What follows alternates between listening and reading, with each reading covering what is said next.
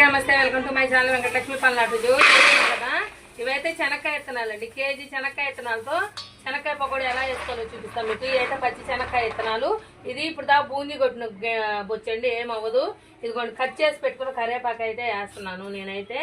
ఇదిగోండి ఇది అల్లం, పచ్చిమిర్చి, వెల్లుల్లి 3 కలిపి మిక్సీ పట్టేసుకున్నాను. అల్లం, వెల్లుల్లి, పచ్చిమిర్చి 3 కలిపి ఇది నేను చెక్కల్లోకి వేరే వాళ్ళకి చెక్కలు చేసేయాలండి. ఆ చెక్కల్లోకి వేసి పెట్టుకున్నాను. దీంట్లో కూడా రెండింటిలోకి సరిపోయేటట్టు పెట్టుకున్నాను అనమాట. ఇప్పుడు సరిపడా ఉప్పు వేసుకోవాలి మనం. దీనికి ఉప్పు ఎంత పట్టిద్దో అంత. అల్లం, వెల్లుల్లి, పచ్చిమిర్చి పేస్టు, కరివేపాకు, సరిపడా ఉప్పు. ఇది బేకింగ్ అంటారు దీన్ని 1/2 టీ స్పూన్ బేకింగ్ వేయాలి. ఇదిగో 1/2 టీ స్పూన్ వేసాను బేకింగ్. వేసాను కదా ఇప్పుడు బేకింగ్. ఇప్పుడు ఇది బాగా కలుపుకోవాలి. దీంట్లో ఆయిల్ ఏమి వేయకూడదు. ఇది బాగా కలిపానండి, చూస్తున్నాం కదా. కలిపి ఇప్పుడే ఉప్పు చెక్ చేసుకోవాలి మనం.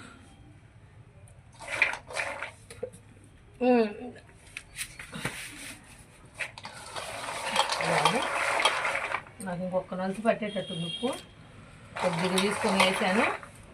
ఇదిగోండి ఇది బియ్యం పిండి. ఎంత ఒక 2 స్పూన్లు బియ్యం పిండి వేసాను. ఫస్ట్ బియ్యం పిండి వేసాను, అర్థమైంది కదా. ఇప్పుడు శనగపిండి వేయాలి. కేజీ బియ్యం పిండికి 1/2 కిలో శనగపిండి పట్టిద్ది. ఎంత కిలో బియ్యం పిండి అంటున్నా, సారీ అండి, బియ్యం పిండి అన్న. కేజీ శనక్కాయ విత్తనాలకి 1/2 కిలో శనగపిండి పట్టిద్ది. ఖచ్చితంగా 1/2 కిలో శనగపిండి సరిపోద్ది అనమాట. కేజీ శనక్కాయ విత్తనాలకు మనకి 1/2 కిలో అయితే సరిపోద్ది. ఇదిగోండి చూసారు కదా.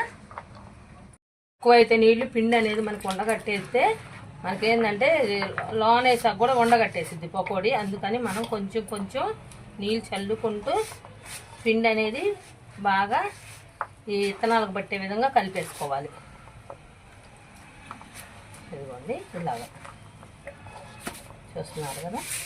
ఇది కలుపుకోవటమేనండి దీనికి ప్రాణం. అప్పుడు వేసేటప్పుడు ఈజీయే మనకి. కొద్దిగా కలిపేటప్పుడే జాగ్రత్తగా ఇది కరెక్ట్గా కలుపుకుంటే మనకు పకోడీ అనేది బాగా వస్తాయి. ఇదిగోండి ఇంక ఇప్పుడు ఇది కలిపాం కదా, ఇంక ఇది పక్కన పెట్టేసి ఆయిల్ అయితే పొయ్యి మీద పెట్టేసుకుందామండి మనం. ఇంకా ఇదిగోండి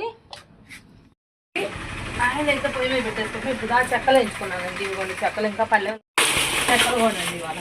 చూసారా చెక్కలు కూడా భలే వచ్చినాయి మనకి ఇవాళ. ఇప్పుడైతే మనం పకోడీ అయితే వేసుకున్నాం. సన్న కాకు సరిపోద్ది, కాకు సరిపోద్ది. కాకు మీద గంట అడ్డం పెడుతున్నానండి నేను. గంట అడ్డం పడి పకోడీ మాత్రం పొంగు వచ్చింది, కరెక్ట్గా పొంగు వచ్చింది. మనం జాగ్రత్తగా పొంగుతుంటే చూసి ఆపుకొని, నాకు పెద్దకాలే కాబట్టి ఏం కాదు. మీరేం చేస్తారంటే వేసాక 1 నిమిషం ఆపి ఆ పొంగు దిగిపోయాక వేసుకోండి. లేదంటే ఇలా గంట అడ్డం పెట్టుకొని వేసుకోండి, ఏమవ్వదు. ఓకేనా. ఇదిగోండి నాకు ఈ కాకు సరిపోయింది.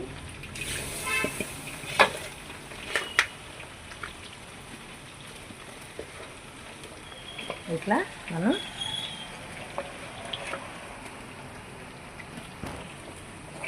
ఇదే విధంగా వేసుకోవాలి. కొద్దిగా సన్న కాకే అనమాట. లైట్ కాకు మీద వేసుకొని లైట్ కాకు మీదే వేసుకోవాలి. అప్పుడే మనకి శనక్కాయ అనేది లోన్ నుంచి ఉడికిద్ది.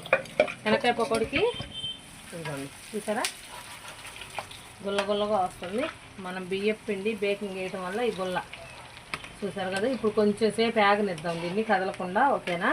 కదిలిస్తే మళ్ళీ గుల్ల అయిపోద్ది. సన్న మంట మీద ఇలా ఆగనిద్దాం. ఒక 3 నిమిషాల పాటు ఆగనిద్దాం. ఇట్లా పొంగు వచ్చింది, ఏం అవ్వదు. ఓకే అండి చూస్తున్నారు కదా. మనకి ఇప్పుడు సగం బాడ ఏగిపోయింది ఇది శనక్కాయ పకోడీ. ఇంకా కొద్దిగా సగం ఏగాలండి. మనకి స్మెల్ అయితే అద్దరిపోతుందండి. మంచిగా మసాలా స్మెల్ అంతా భలే ఉంది స్మెల్ అయితే. ఇదిగోండి సూపర్గా ఉందన్నమాట. సన్న మంట మీద వేయించుకోవాలండి. అప్పుడే మనకి పకోడీ అనేది పర్ఫెక్ట్గా ఉంటుంది. మరీ సన్న మంట అంటే మరీ సన్న మంట మీద అయితే ఆయిల్ బీల్ చేసుకునేది. అలా కాదు, మీడియం టు లో ఫ్లేమ్లో పెట్టుకుని వేయించుకోవాలి. ఇంకా 2 నిమిషాలు ఆగాలండి. ఇది ఏగాక చూపిస్తాను. ఇంకైతే ఇవి దేవుకుందాం మనం. అడిగి దేవుకుంటున్నాను నేను. శనక్కాయ పకోడీ అంటే ఫస్ట్ అడిగి దేవుకోవాలి. అడిగి విత్తనాలు పోతాయి కాబట్టి ఆయన లైట్గా వండుద్ది కాబట్టి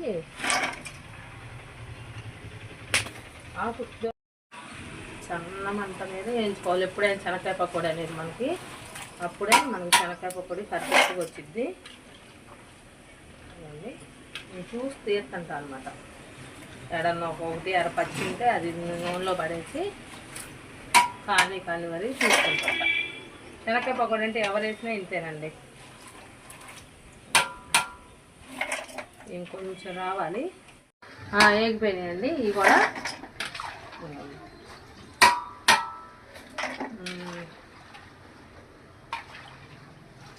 అబ్బా అయిపోయినాయండి శనక్కాయ పకోడీ కూడా. చూసారు కదా శనక్కాయ పకోడీ అయితే చూసారు కదా, చాలా చాలా చాలా బాగా వచ్చినాయండి శనక్కాయ పకోడీ అయితే. మీరు కూడా ఇంట్లో అందరూ ఖచ్చితంగా ట్రై చేయండి. ప్లీజ్ ఒక లైక్ చేయండి, షేర్ చేయండి, సబ్స్క్రైబ్ చేసుకోండి. ఎక్కడి నుంచి చూస్తున్నారో కామెంట్ చేయండి.